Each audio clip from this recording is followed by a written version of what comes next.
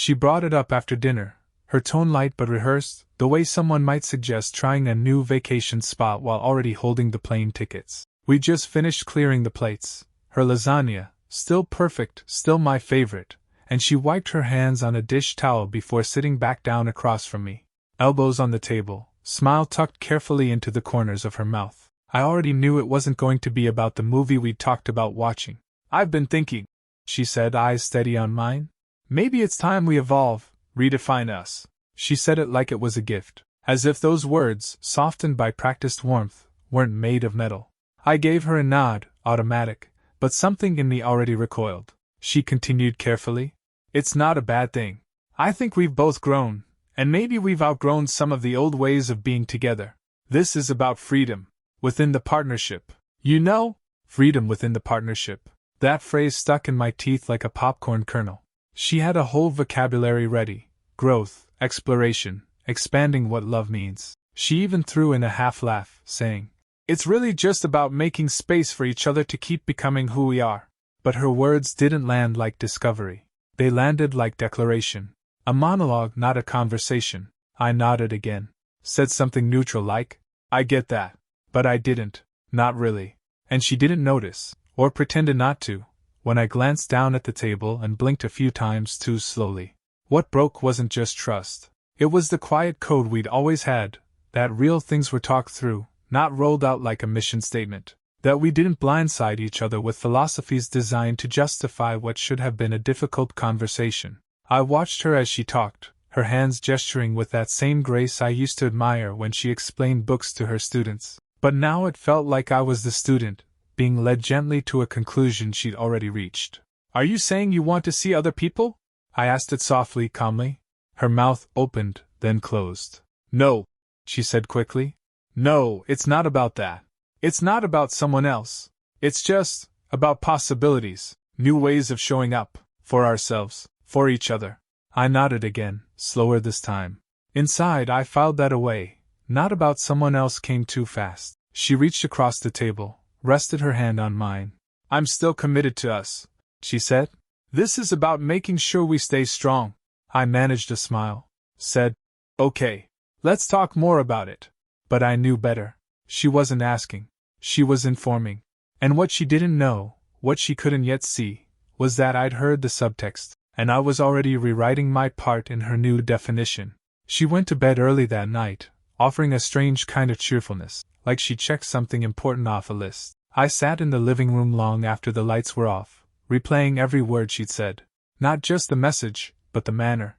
There was no hesitation, no fear, just delivery. Like a speech refined and practiced in the mirror of someone else's bathroom. In the weeks that followed, I noticed the changes that had already started, only now I could name them. The affectionate touches had evaporated, like heat fading from a cooling stove. She still asked about my day, but her eyes rarely stayed on me long enough to hear the answers. When I reached for her hand during a walk, she smiled and slipped it into her coat pocket. Said she was cold? She never used to be cold. She started using words like sovereignty and self-partnership with a casual fluency. There was a kind of performance in it now, like she needed me to hear the new language as much as she needed to believe it herself. I remembered a moment from the week before her pitch. I'd been telling her a story, something small, about a coworker. I don't even remember the details. What I do remember is her interrupting me mid-sentence with a gentle, dismissive smile and saying, "Sorry, can we talk about this later? I'm just really full right now." Full. As if I were dessert she couldn't stomach. Back then, I'd shrugged it off. We all have off days. But now the memory played louder. It wasn't just about that moment, it was the pattern. She'd started treating my presence like background music, sometimes pleasant, often ignorable. The hardest part wasn't what she said that night. It was realizing how long she'd been preparing to say it. The signs were retroactive. Every moment that had felt slightly off now fit into a timeline I hadn't known existed. I began to catalog them quietly, each dismissal, each deflection, every time she brought up her personal evolution, without asking how I felt about it. It wasn't mutual growth. It was solo expansion, narrated like a TED Talk. She'd found language to dignify the distance, but I could feel what it really was, extraction. A gradual exit, masked as progress. I didn't confront her. Not yet. Because I knew I wasn't ready to ask questions I couldn't unhear the answers to. I needed more than suspicion. I needed clarity, of motive, of origin, of trajectory. So I stayed quiet, watched more, listened better. Because if she was redefining things, then so was I. It started with her clothes. Not a total transformation, just enough to be noticeable if you'd spent a decade folding her laundry. Softer fabrics, deeper cuts, bolder colors. A scent I didn't recognize clung to the sleeves when I picked up her sweater from the back of the couch one evening. Something floral but sharp, like jasmine with too much opinion. "I found this batik through a friend," she'd said, spinning once in a new green wrap dress. "Feels like it was made for me." She looked radiant, I'll admit. But it wasn't for me. That was the first thing I knew for certain. She went out more, retreats, workshops, late-night coffee meetups that started to blur into something else. She always had names ready, places I could search and verify. Nothing provable. But the energy was different. More elusive, like she was slipping just outside my frame. I remember the night she came home from what she called book club. I was on the couch, a documentary paused on the screen, half a glass of wine forgotten in my hand. She walked in glowing, there's no other word, hair tousled like it had been touched too often, eyes still laughing from something she hadn't shared with me. She greeted me with a distracted smile and headed straight to the bedroom. "You guys finally pick a book?" I called after her. There was a pause. "Sort of," she said from the hallway. It turned into more of a discussion night. I wanted to ask what they discussed. I didn't. Instead, I rewound the documentary and pressed play, but didn't watch a second of it. The truth was quieter than any accusation I could have made. She used to bring the joy back with her. Little stories. In jokes. Photos from the night. But now she left joy elsewhere and came home with only the outline of obligation. We'd become roommates who shared logistics, not laughter. She used to send me songs. Now she posted them as stories with vague captions like, "This one hit hard today," and a lyric about starting over. I wasn't sure what I was witnessing yet, but I knew it wasn't just a philosophical shift. Philosophy doesn't change posture, doesn't alter the way someone lingers near their phone with an almost nervous affection, or how they seem to brighten when they think you're not watching. I wasn't ready to accuse. I wasn't even ready to mourn. But I was ready to prepare. She'd said she wanted to redefine the marriage. She meant freedom. But she hadn't counted on me listening this carefully. I stopped reacting. Not because I'd accepted it, but because I needed room to think. I kept my movements steady, my tone measured. If she noticed a difference, she chalked it up to her speech having worked. To me becoming more supportive of her journey. Her words, not mine. Support was the story I let her believe. Observation was the truth. I started with the name she dropped most often these days, Melinda, her so-called relationship coach.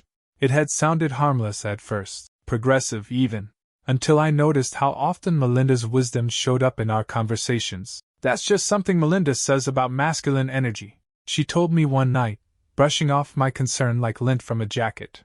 It wasn't just that she quoted this woman, it was that she used those quotes like shields, preloaded arguments she could deploy without ever owning them. I found Melinda's website. Sleek, filled with soft focus photos of candlelit sessions and words like reclamation, inner knowing, and boundaries as sacred architecture. One section offered private consulting. Hour-long calls billed more than our monthly groceries. I checked our joint account. She'd booked 3, and paid in full. Then there was Rachel, her friend from yoga, supposedly. Lately, Rachel knew a lot about my moods. Too much. One afternoon, I came home early to find their voices trailing off on speakerphone. Rachel was saying, "He probably just doesn't know how to process what you're going through." When I walked in, she quickly tapped her phone dark and smiled like she'd just been reading. I didn't ask, I just noted it. Her allies were being briefed. I wasn't being informed, I was being narrated. So I got quiet. Not in defeat, but in preparation. I pulled copies of our joint documents, titles, insurance, powers of attorney. Just reviewed them at first. Then I consulted a lawyer under the pretense of estate planning. No mention of separation. Just protective language. The kind that says, "I'm not caught off guard anymore." I opened a new P.O. box under a neutral-sounding business name. Began redirecting personal correspondence. Anything that might contain information I didn't want cross-examined over dinner. I wasn't angry, not then. I was focused. Her redefinition was active. Mine would be silent, strategic, precise. If she wanted space, I would give her more than she asked for. I would give her freedom. And then I would show her what it cost. The first concrete fracture came from a friend, innocently, almost carelessly. Jeff and I had worked together years back. We still caught up over lunch now and then. He didn't know anything about what had been stirring at home, which made what he said all the more valuable. We were at a quiet cafe, late afternoon sun slanting through dusty blinds, and I was nursing a cup of coffee I didn't really want. We were talking work, mostly, safe, easy ground. Then, somewhere between a joke about the firm and a complaint about traffic, he said, "Hey, I think I saw your wife a few weeks ago. Italian place in Westbridge. What's it called? Grano's? Looked like a nice little dinner." I would have said hi, but I was already late. I blinked once. "Grano's?" He nodded, oblivious. "Yeah, pretty sure it was her. She was with someone. I didn't recognize him. Thought maybe a cousin or something. Anyway, food smelled amazing." I smiled, or tried to. "Probably wasn't her," I said lightly. "She was out of town that weekend. Some wellness thing." He paused, looked at me, then let it go. I didn't. When I got home, I checked my calendar. The date lined up. She'd been at her self-care retreat. That weekend upstate. No cell signal, no photos posted. Intentional disconnection, she'd called it. I hadn't questioned it. I was still the version of myself that wanted to believe her without effort. Now I was someone else. I didn't confront her. That would have been premature. Maybe Jeff was wrong. Maybe it wasn't her. Maybe she had a good explanation, though the tightening in my chest told me I wasn't expecting one. That night, she came home late from yoga, hugged me from behind while I was rinsing dishes, chin resting on my shoulder. "You good?"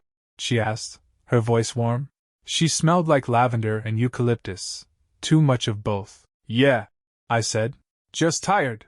She lingered for a moment, then let go and headed to the bedroom, humming some tune under her breath I didn't recognize. I finished the dishes slowly, let the silence stretch, and as I dried my hands I stared at the calendar magnet to the fridge. That retreat weekend now glared back at me, no longer innocent, just a placeholder for something unnamed.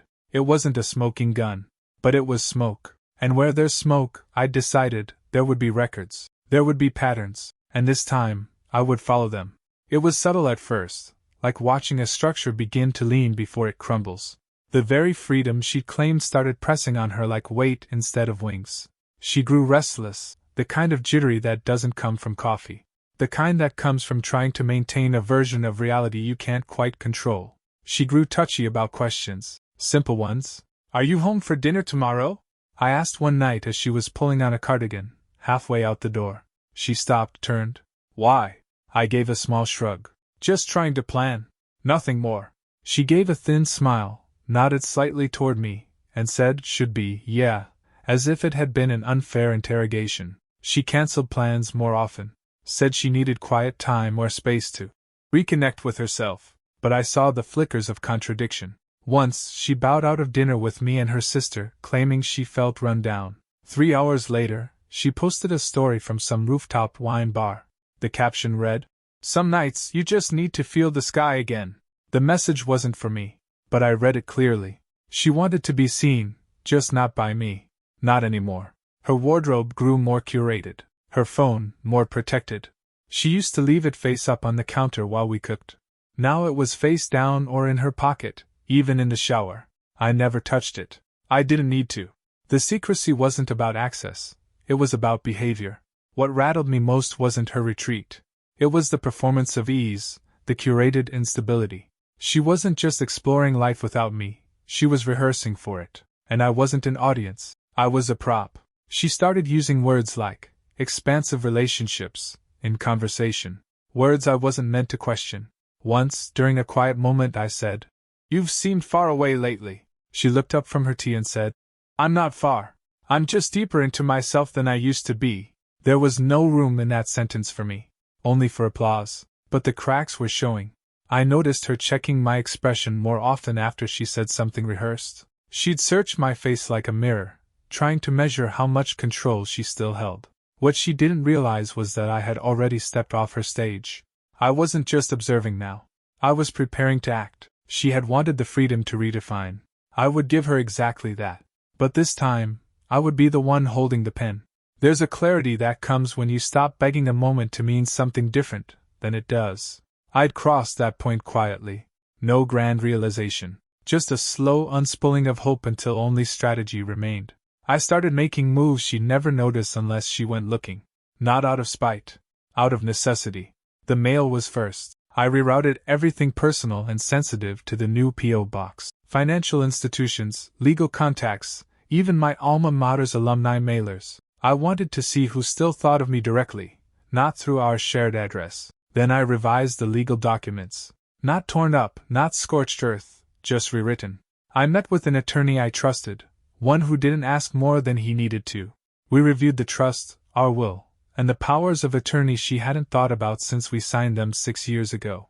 Small language changed, surviving spouse, replaced with designated beneficiary. The protections shifted, subtle but firm. She wouldn't know.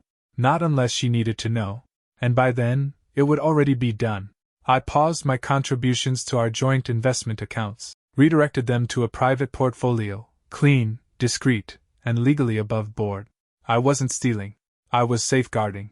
I also reached out to a financial advisor in a different state, under a different LLC name. The kind of move that signals something only to those watching very, very closely. But I didn't change how I acted with her. I was still warm when it fit, still engaged at family dinners, still present during her latest diatribes about the illusion of monogamy as colonial programming. What I didn't do anymore was argue, or ask, or offer myself to be shaped. That was what unsettled her most. Once, as we passed each other in the hallway, she stopped and looked at me. "You're different," she said. I met her eyes. "I feel clear." She nodded, too slowly, and walked on. She thought she'd introduced a new era of openness, that I'd be grateful to be invited into her version of progress. But what she didn't count on, what they rarely count on, is that quiet men don't stay quiet out of weakness. Sometimes it's because we're building. And I was building something. Not a trap, not revenge.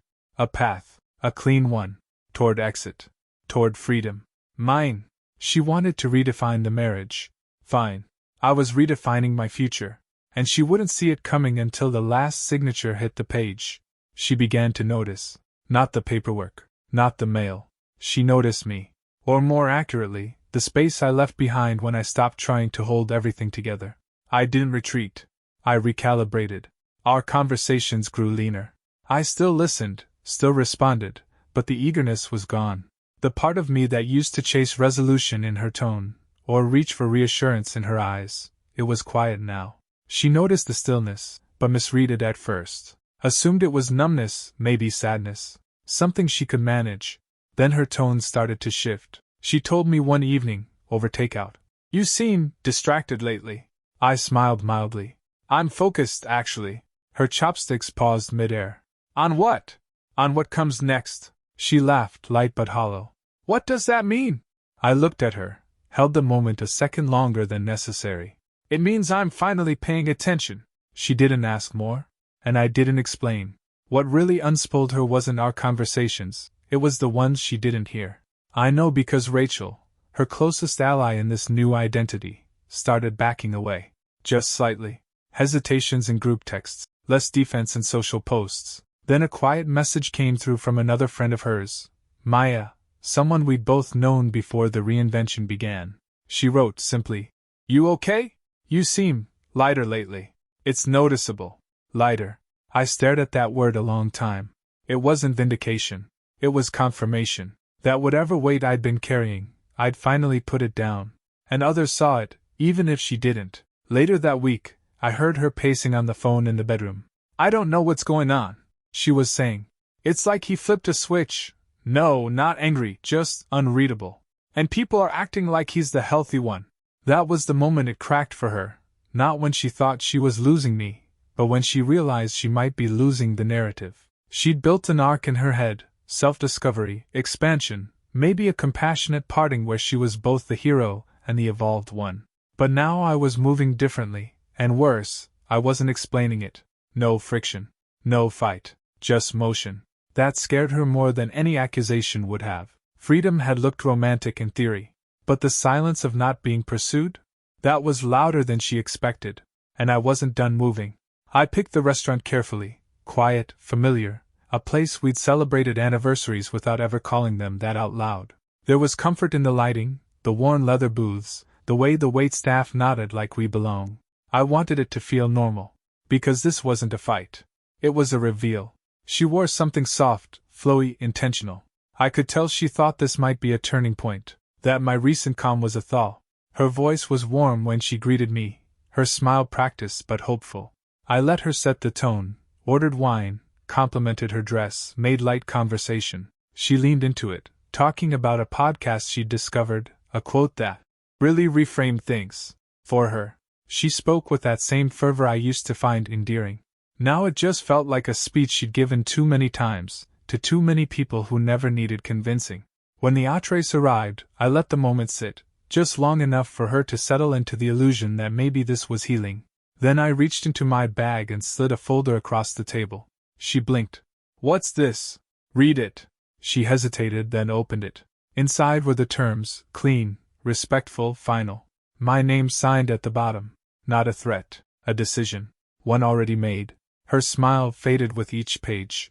Her mouth opened once, then closed. When she finally looked at me, her voice was quieter than I'd heard in months. "You already signed this?" I nodded once. "It's what you asked for. A redefinition." She stared at the papers. "This isn't what I meant." "No," I said gently.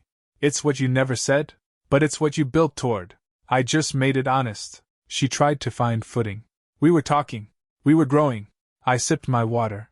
"You were expanding. I was observing." Her breath caught, just slightly. "But we didn't. This wasn't supposed to go this far." I looked at her then, really looked. "You didn't want it to feel like leaving. But you left a long time ago. I just finally caught up." She closed the folder slowly, the edge of one page catching against her ring. She didn't remove it, just stared down at the papers like they were written in another language. There was no anger in her eyes, just disbelief. She thought she'd stay ahead of the story, thought I'd stay passive while she reinvented the rules. But I'd written my ending, and I'd done it without asking her permission. The fallout didn't explode, it eroded. At first, she went quiet. No grand declarations, no pleas, just silence thick enough to fill a room. For 3 days, we lived like distant colleagues sharing a project either of us wanted to finish. Then, on a Thursday morning, she stood by the window holding her coffee like it might tell her what to say. "I didn't think you'd go through with it," she said without turning around. I didn't answer right away. I was tying my shoes. I finished the knot, stood, then met her eyes. "I did." She blinked. "I thought this was a conversation, not a conclusion." "You said redefine," I replied. "This is my definition. It's the only one I can live with." She looked stricken, not because she didn't see it coming, but because she thought she'd control the pace.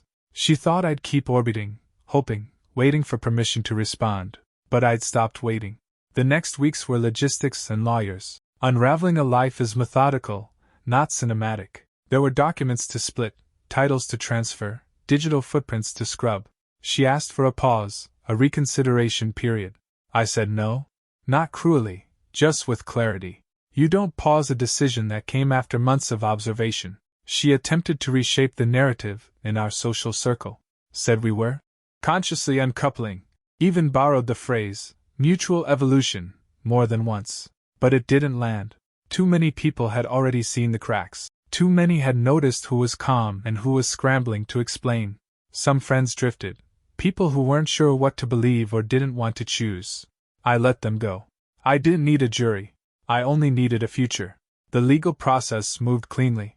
I'd done the prep work before the conversation ever happened. There was no fight over assets. No war over accounts. I gave her what was fair, nothing more. That was what stunned her most. She'd expected either rage or guilt. She got neither. Just resolve. She called once, late at night. I didn't answer. The next morning, she sent a text. "I never meant to hurt you. I just wanted to find myself." I read it once, then deleted it. There was nothing left to salvage in those words. I had spent too long watching her find herself in the absence of us. She thought this would be a soft landing, a gradual separation wrapped in philosophy and polite semantics. Instead, she learned what it means when the man you discounted decides to move without your script.